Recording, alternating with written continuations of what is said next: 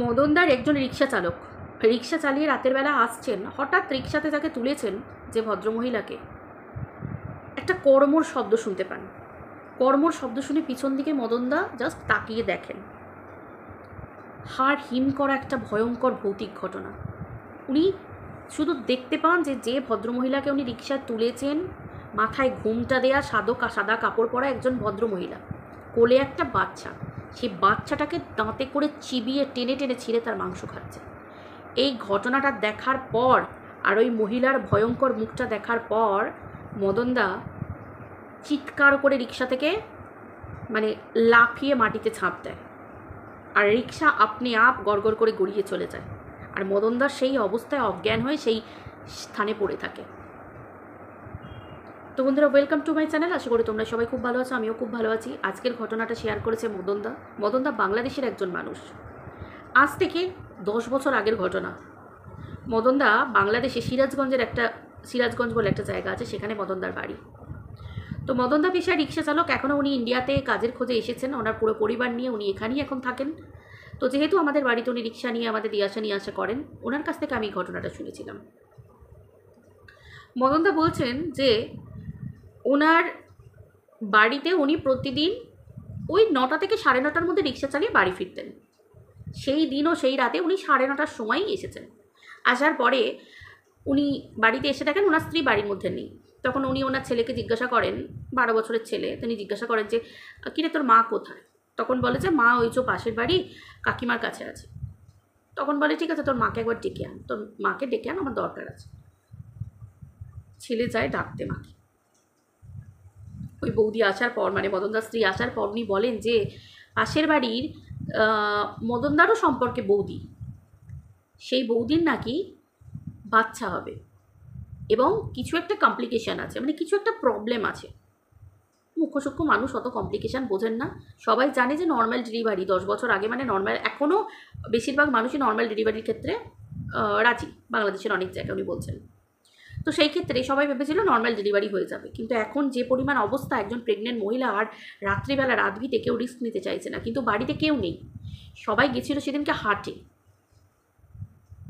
থেকে ফিরতে হলেও মোটামুটি 10টা বাজবে। তখন অলরেডি 9:30 বাজছে, এখনও আধা ঘন্টা ওয়েট করতে হবে।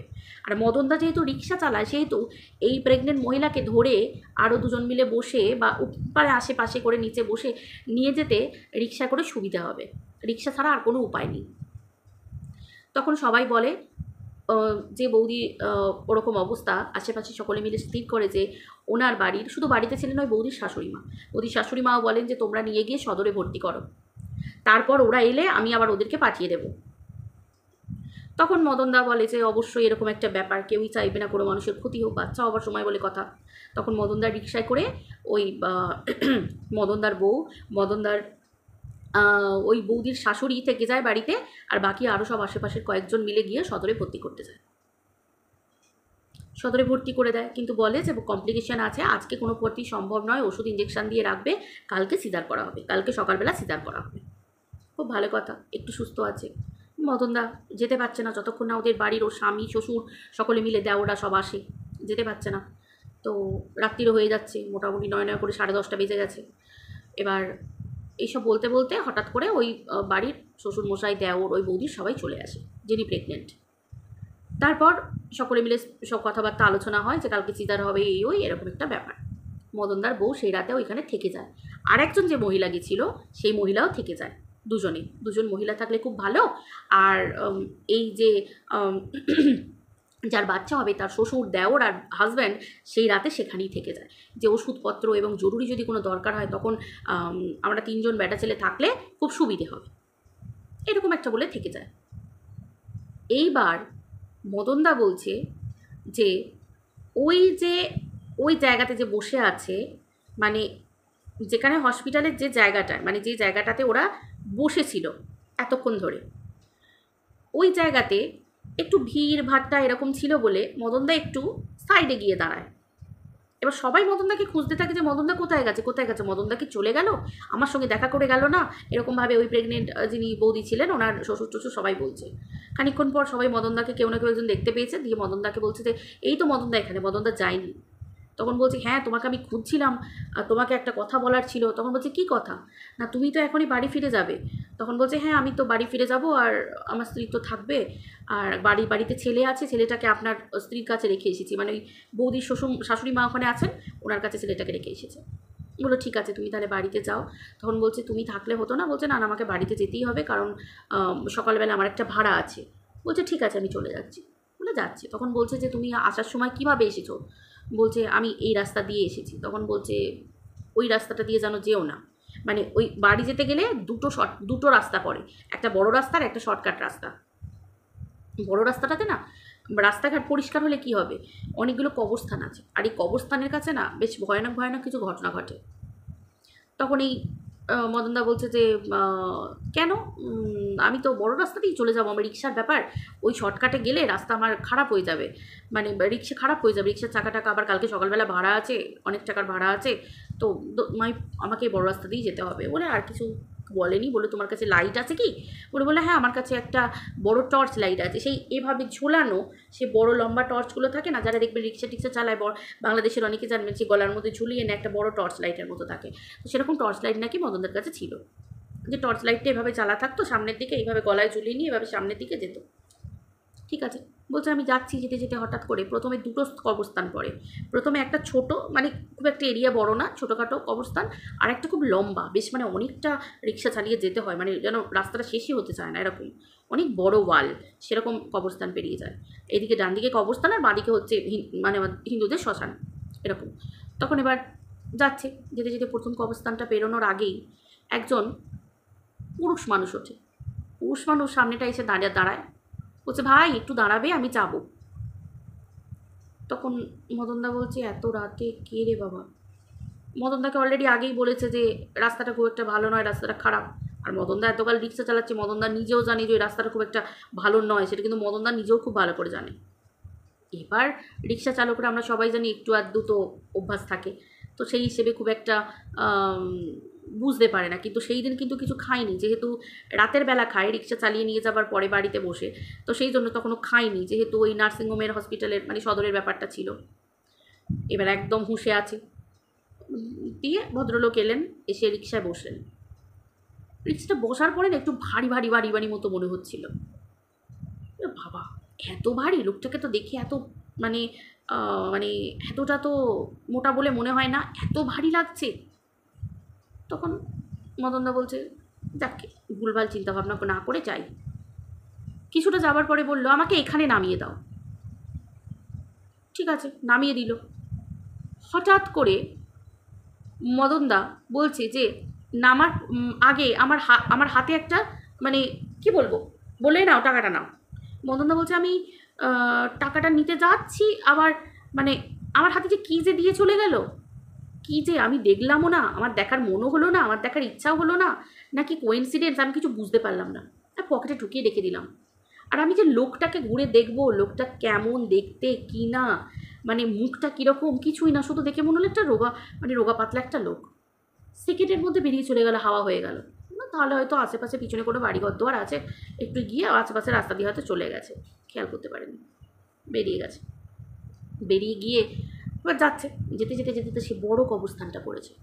বড় কবরস্থানটা বেশ কিছুটা গেছে, মাঝামাঝি জায়গায় যাবার আগে একটা স্টপেজ টাইপের ছোটো ছিল, মানে ওইখানে অনেকে ওই মানে দাঁড়ানো, গাড়ি ধরা এইসব করতো আর কি, মানে গাড়িতে ওঠা এইসব করতো, ছোটোখাটো একটা স্টপেজ, চালা মতো স্টপেজ। সেই জায়গাতে একটা মহিলা দাঁড়িয়ে আছে একটা বাচ্চাকে কোলে নিয়ে। তখন মদনদা কেমন কেমন লাগছিল, এত রাতে একটা মহিলা বাচ্চাকে নিয়ে তুলবো না দমো না হচ্ছিল। তারপরে যাই হোক মহিলা বললে দাদা আমাকে একটু দিয়ে আসবেন, আমার ওই আমতলায় নামবো। ঠিক আছে কোনখানটায় কোন জায়গা বলে দেবেন আমাকে, আমি নামিয়ে দেবো। ঠিক আছে। দিয়ে বললো হ্যাঁ ওই যেতে যেতে আমতলা যেটা পড়ে ওইখানেই। বললো আচ্ছা ঠিক আছে, আমি তো ওটা পেরিয়েই যাবো। উঠে পড়ে মহিলা। ওঠার পরে একটা না আনইজি ফিল হতে থাকে, মানে আমি বলছি ব্যাপারটা আনইজি, মানে ব্যাপারটা মদনদা বলছে যে একটা অস্বস্তিকর পরিবেশ একটা তৈরি হতে থাকে। আর সব থেকে বড় কথা, এই যে মহিলা উঠেছে, ওঠার পরে না মদনদা এতক্ষণ যে রিক্সা চালিয়েছে নিজে চেপে রিক্সাটায়, যতটা না মানে যতটা না নিজেকে মনে হচ্ছিল যে নিজে চালিয়ে নিয়ে যাচ্ছে রিক্সাটা হালকা, ওই মহিলা ওঠার পরে রিক্সাটা যেন মনে হচ্ছে হাওয়ায় উড়বে, মানে এরকম একটা হালকা। যে বাবা একটা মানুষ বসলো তারপরে এতটুকু ভারী হলো না, এই আবার কীরকম ধরে, দুটো লোকের ক্ষেত্রে দুজন রকম, এই তো ওই ভদ্রলোককে নিয়ে এলাম এরকম মনে হলো, একে আবার এরকম। যাই হোক, আর চিন্তা না করে চুপচাপ মহিলা কোনো কথাবার্তা বলেনি, মদনদাও আর কোনো কথাবার্তা বাড়ায়নি। রাতভিতে মদনদা যাচ্ছে। হঠাৎ যেতে যেতে কিছুটা যাবার পর কবরস্থানটা শেষ হওয়ার আগেই একটা চড়মড় চড়মড় কড়মড় করে আওয়াজ হয়। মদনদা মানে কোনো রকমে ঘাটটা ঘুরিয়েছে। এতক্ষণ কিন্তু রিক্সা চালাতে চালাতে মানে যখন চালাচ্ছে, মদনদা বলছে আমি অনেকবার চেষ্টা করেছি ঘাড় ঘুরিয়ে তাকানোর, যে দেখি কথা বলার ছলে ঘুরিয়ে একবার দেখি যে মেয়েটা কেমন দেখতে বা কী, বা একটু কথা বলে একটা থাকে না কিউরিসিটি, সেরকম চেষ্টা করি, কিন্তু কোনোভাবে পারছিলেন না মদনদা। হয় নিজে পারছিল না বা চেষ্টা করে পারছিল না, কিছু তো একটা বটেই। তো হঠাৎ করে সেই রিক্সাটা মানে ওই কর্মর শব্দটা শুনে যে পিছন দিয়ে তাকিয়ে দেখে, তখন দেখে যে সাদা ঘোমটা কাপড় পরা একটা বিশ্রী মুখ, পোড়া গলা, আর একটা বাচ্চা কোলে যেটা ছিল তাকে এরকম করে চিবিয়ে কড়মড় করে তার মাংসগুলো খাচ্ছে, মানে চামড়াগুলো এইভাবে ছিঁড়ছে। তো সেটা দেখার পর মদনদার মধ্যে কোনোভাবে নেই, পুরো মানে চিৎকার করেছে, ভয়ানক একটা চিৎকার করেছে। চিৎকার করে ওরকম একটা ব্যাটা ছেলে, পুরুষ মানুষ, বলে কি না যে রিক্সা থেকে পুরো ঝাঁপ, মানে চলন্ত রিক্সা থেকে ঝাঁপ না নিজে পড়ে গেল কিছু বুঝতে পারলো না, ওইভাবে মুখ থুবড়ে পড়েছে। পড়ার পরে সারা রাত অজ্ঞান হয়ে সেখানে পড়েছিল। ওই তখন মোটামুটি রাত্রির 11টা 11:30 এরকম বাজবে, মানে সেইভাবে অজ্ঞান হয়ে ওখানে পড়ে থাকে। আর রিক্সা তো একদিকে সোজা গড়িয়ে চলে যায়। একেবারে ভোরবেলা, সারা রাত কেটে যায় একেবারে ভোরবেলা। ওই যে যারা মসজিদে আছেন মানে নামাজ পড়তে, সেই নামাজ পড়তে আসার সময় ওই মানুষরা, ওই লোকজন এসে মদনদাকে তোলে, চোখে মুখে জল দেয়, তার কাছ থেকে জানতে চায় কী হয়েছে। এবং মদনদা নাকি বলার আগেই তারাই নিজেরা গড়গড় করে সব বলে দেয় যে ঘটনাটা অ্যাকচুয়ালি কী ঘটেছিল। মদনদা বলে এরা কী করে জানতে পারলো? তখন বললো এইরকম ঘটনার সম্মুখীন আরও অনেক মানুষ হয়েছে, অনেক পুরুষ হয়েছে। মদনদা যে জানতো না তা না, কিন্তু এই রকম ঘটনা হ্যাঁ জানতো, যে মাছ নিয়ে রাস্তায় যাওয়া যায় না এবং পিছু নেয়, ফলো করে, এই রকম ব্যাপারগুলো ঘটতো। কিন্তু এই রকম যে একটা দৃশ্য ভয়ানক দেখবে, এটা মদনদা কখনো ভাবেনি। মানে মদনদার লাইফে যত বছর বাংলাদেশে রিক্সা চালিয়েছে তত বছর এটা হচ্ছে সেরা, মানে জীবনে প্রথম দেখা এরকম একটা ঘটনা। তো তারপর থেকে মদনদা আর ওই রাস্তায় রাত্রে 9:30টার পর আর কখনোই না, কোনো দিনই না, আর কোনো দিন চালায় না। তারপর প্রচণ্ড শরীর খারাপ হয়, ভয়ানক দৃশ্য দেখে ভুলতে পারে না এবং ট্রমায় চলে যায়। তারপর রিক্সা চালানো বেশ কিছুদিন তো বন্ধই ছিল, এমনকি ওটাকে ভুলতে, শরীরের কষ্ট কাটাতে, গা হাত পা ব্যথা, মানে অনেক রকম সাইড এফেক্ট হয়েছে, অনেক ভুগেছে, জ্বর এরকম এইসব হতে হতে আস্তে আস্তে গা ঝাড়িয়ে সব রকম ঝাড়ফুঁক করে আস্তে আস্তে ধীরে সুস্থে নিজে স্বাভাবিক হয়েছে। তো বন্ধুরা, ঘটনাটা কেমন লাগলো তোমরা জানিও। ভিডিওটা ভালো লাগলে অবশ্যই লাইক কমেন্ট শেয়ার করো। আর এই রকম ধরনের ঘটনা যে গ্রামের দিকে আগেকার দিনে হতো না, বা আজ থেকে 10 বছর আগে বা 8-9 বছর আগে যে হতো না, এগুলো অস্বীকার করা যায় না, কখনোই অস্বীকার করা যায় না। কারণ এই মানুষগুলোর জীবনে যেটা ঘটেছে সত্যি ঘটনাটা উনি বললেন। তো এরকম ঘটনার সম্মুখীন প্রচুর মানুষ হয়েছে, আরও অনেক ঘটনা আছে। আজকালকারের যুগে, সায়েন্সের যুগে এগুলোকে শুনে হাস্যকর মনে হবে এইগুলো তো ফালতু ঘটনা, কিন্তু ওই তো বলি, যার সামনে ঘটে, যার ওপর দিয়ে ঘটে, সেই জানে ঘটনাটা কতটা সত্যি। তো চলো, এরকম ঘটনা যদি তোমরা অবশ্যই জানা থাকে বা তোমরা আমাকে জানাতে চাও, অবশ্যই আমার চ্যানেলের ডেসক্রিপশন বক্সে আমার মেল আইডি দেওয়া আছে, তোমরা সেখানে আমাকে মেল করতে পারো এবং তোমরা আমাকে জানাতে পারো। আমি তোমাদের ঘটনা অবশ্যই আমার চ্যানেলে সকলকে শোনাবো। সবাই ভালো থেকো, আবার দেখা হচ্ছে নতুন একটা ভিডিও নিয়ে। আজকের মতো টাটা।